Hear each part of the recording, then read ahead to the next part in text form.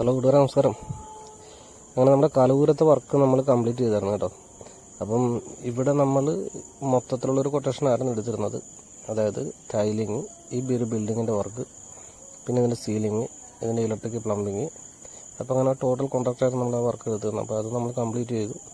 ചെറിയൊരു ഏരിയ ആയിരുന്നു.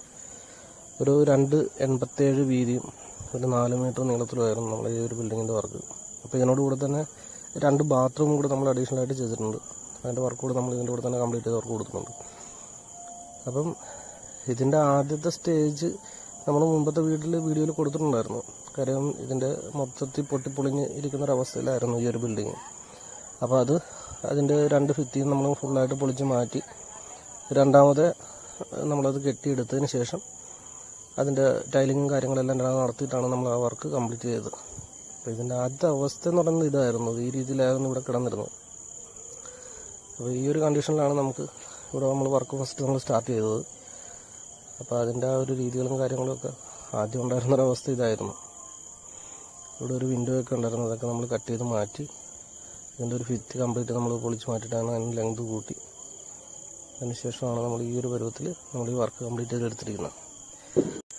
ഈ വർക്കിൻ്റെ കൊട്ടേഷൻ നമ്മൾ ആദ്യമായിട്ട് എടുത്ത സമയത്ത് ഇതിൻ്റെ ആദ്യം നമ്മൾ ചെയ്തൊരു കാര്യം എന്ന് പറയുന്നത്, ഇത് വാസ്തുപ്രകാരം ഇതിൻ്റെ ഒരു മെഷർമെൻറ്റും കാര്യങ്ങളും നമുക്ക് എത്രത്തോളം നീട്ടാൻ പറ്റും എന്നുള്ളതായിരുന്നു നമ്മൾ ആദ്യം നോക്കിയത്.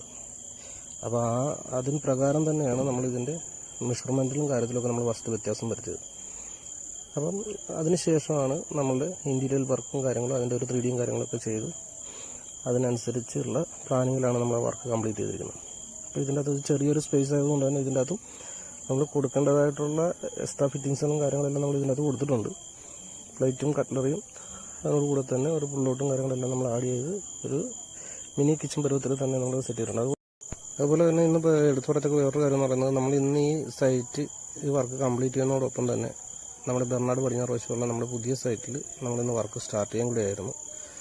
അപ്പോൾ ഇതാണ് ആ സൈറ്റ്. ഇവിടുത്തെ ജിപ്സം വർക്കാണ് നമ്മൾ ഫസ്റ്റ് നമ്മൾ സ്റ്റാർട്ട് ചെയ്തിരിക്കുന്നത്. അപ്പോൾ എല്ലാവരോടും നമ്മൾ പറയാറുള്ളത് പോലെ തന്നെ നമ്മൾ ജിപ്സത്തിൻ്റെ വർക്ക് നമ്മൾ ഉദ്ദേശിക്കുന്നുണ്ടെങ്കിൽ ടൈലിങ്ങിന് മുമ്പായിട്ട് തന്നെ മാക്സിമം ജിപ്സം വർക്ക് കാര്യങ്ങൾ അതിൻ്റെ ഇലക്ട്രിക്കൽ വർക്കെല്ലാം ചെയ്ത് മാറേണ്ടതാണ്.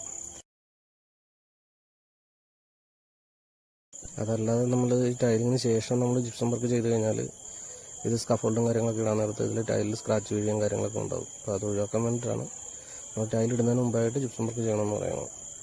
അപ്പോൾ ഇവിടെ നമുക്ക് കബോർഡ് വർക്കും കാര്യങ്ങളെല്ലാം ചെയ്യാനായിട്ടുണ്ട്. ഇവിടെ ഒരു കോത്തിയാട് നമ്മൾ സെറ്റ് ചെയ്യാനുണ്ട്. അതുപോലെ തന്നെ ബെഡ്റൂം, ഇതിൻ്റെ അകത്ത് ബെഡ് കോട്ടും പിന്നെ വാർഡ്രോബും കാര്യങ്ങളെല്ലാം സെറ്റ് ചെയ്യാനുണ്ട്. ഇതിൻ്റെ എല്ലാം കംപ്ലീറ്റഡ് വീഡിയോ ഉടനെ തന്നെ നമ്മുടെ ചാനലിൽ അപ്ലോഡ് ചെയ്യുന്നതാണ്.